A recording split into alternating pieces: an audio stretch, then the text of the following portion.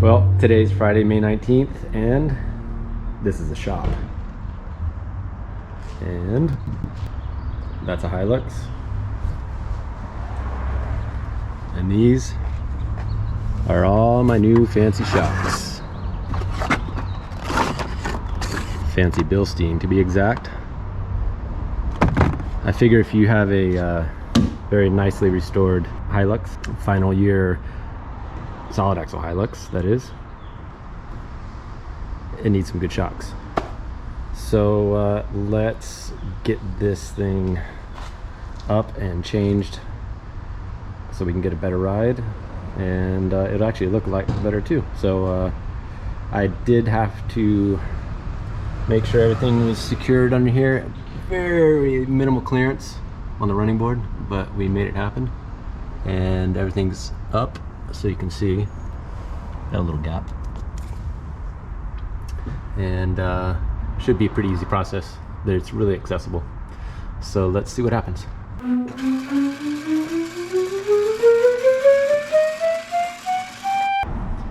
So as you may or may not be able to see right in here, these are actually new shocks, but these were replacements for shocks that were completely gone, and we did not have access to the correct size, so we put on what we could just to make sure that it could be driven. And these are completely extended out, so the height on the sitting height is around 17 or so, and these sitting were extended out already, so there's no up travel. Made it really tough, rough when you hit some bumps. So these new Bilsteins will give me another 2 inches probably on my up travel, and much better shock as well. So should be a very nice improvement, and well noticeable. You can see in here, yeah. So really easy access. We got one up there, and then the rear, same thing. It's just real easy to get to. So let's get it going.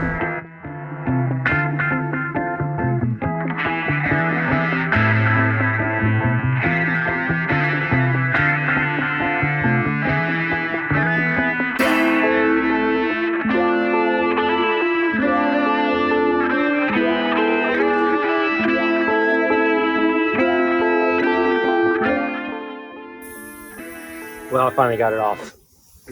A little difficult, as you can see.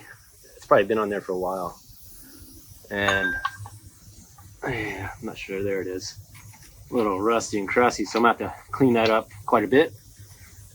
And up there as well, that one's a lot smoother, because that's probably where a lot of the yeah, it's way smoother, cleaner. So to the other side, but I do have the correct tools now. Screwdriver and a decent sized persuader, and it got it out. So let's see what we can do on the other side.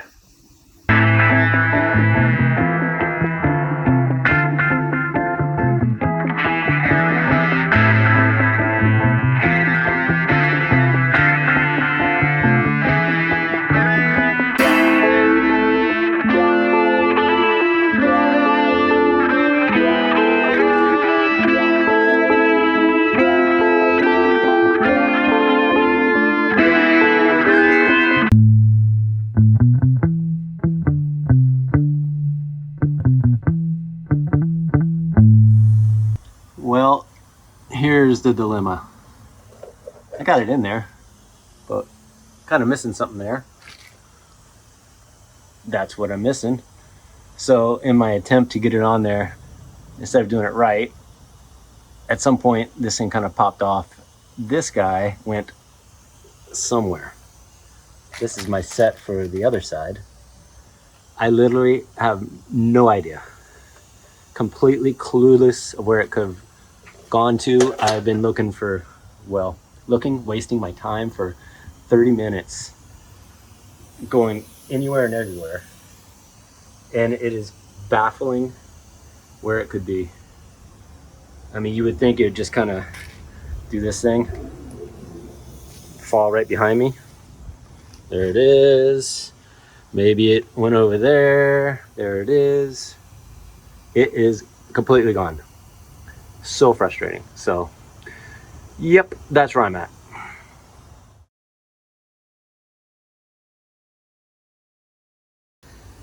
Well, I was able to get this one in, and relatively easy, except I had to shave down the urethane bushings down in here. It was just a little too wide. The originals were, you can see they're inside, and then these new ones are out about a 1/4 inch, 1/2 inch. So I just kind of beveled it on the downside and it slid in. Also kind of banged, kind of widened these guys out as much as I could to just get a little bit more, but looks all good. Next side. Well, one of those mysteries just got solved.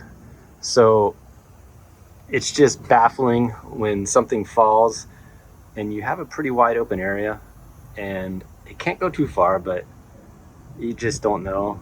And I've literally probably lost a couple years off my life trying to computate that one in my brain. But so like I said, I was looking for something like this, and you know, looking around in vain. And so my final thought was, well, it just has to be somewhere up in here, and there's not too many places. So the thing must have bounced, and I'm like, well, where's a good place for it to catch? There's a couple good spots, but this is a good place to look. So I reached my hand up in there, fished around. Look what I found. So somehow it was over here, bounced, went straight up into my spare tire. Yeah, so that happened.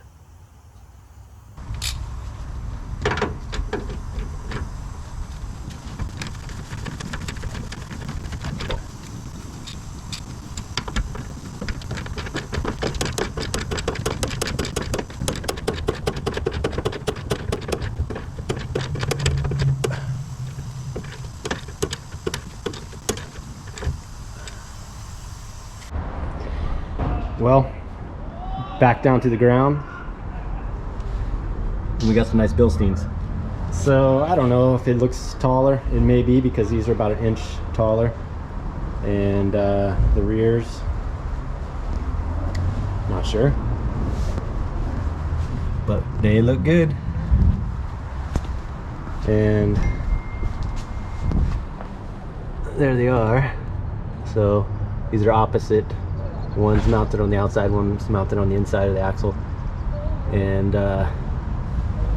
that's how it is. So I'm gonna go take it for a ride, and I'm sure I'm gonna feel something.